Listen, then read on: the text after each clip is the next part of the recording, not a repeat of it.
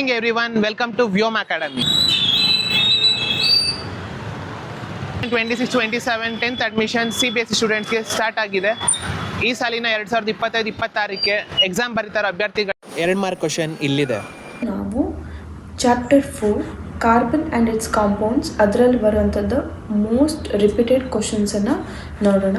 So ಫಸ್ಟಿಗೆ very short ಆನ್ಸರಿಂದ start ಮಾಡೋಣ. So very short answer ಟೈಪಲ್ಲಿ ಇದು ಜನರಲಿ 2 ಮಾರ್ಕ್ಸಿಗೆ ಬರುವಂಥದ್ದು.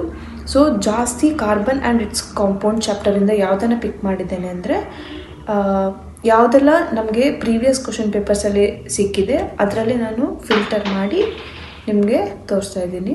ಫಸ್ಟ್ ಕ್ವೆಶನ್ ಬಂದುಬಿಟ್ಟು how many covalent bonds are there in a molecule of ethane that is C2H6.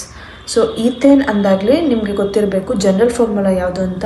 In case ಕೆಲವೊಮ್ಮೆ ಅವರು ಅಲ್ಲಿ C2H6 ಅಂತ ಕೊಟ್ಟಿರಲ್ಲ, ನೀವೇ ಐಡೆಂಟಿಫೈ ಮಾಡಬೇಕು. ಅದಕ್ಕೆ ನೀವು ಈಥೇನ್ ಏನು ಬಂದಿದ್ದರೆ ಅದಕ್ಕೆ ನೀವು ಯಾವ ಫಾರ್ಮುಲಾವನ್ನು ಹಾಕಬೇಕು, CnH2n+2 ಹಾಕಬೇಕು.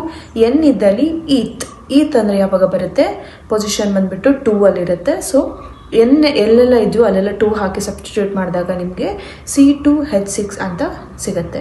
ಸೊ ಈ ಫಾರ್ಮುಲಾನ ಹಾಕಿ ನೀವು ಸ್ಟ್ರಕ್ಚರ್ ಬಿಡಿಸಿ ಆವಾಗ ನಿಮಗೆ ಎಷ್ಟು ಕೋವಲೆಂಟ್ ಬಾಂಡ್ಸ್ ಪ್ರೆಸೆಂಟ್ ಇದೆ ಅಂತ ಅಲ್ಲಿ ಗೊತ್ತಾಗುತ್ತೆ.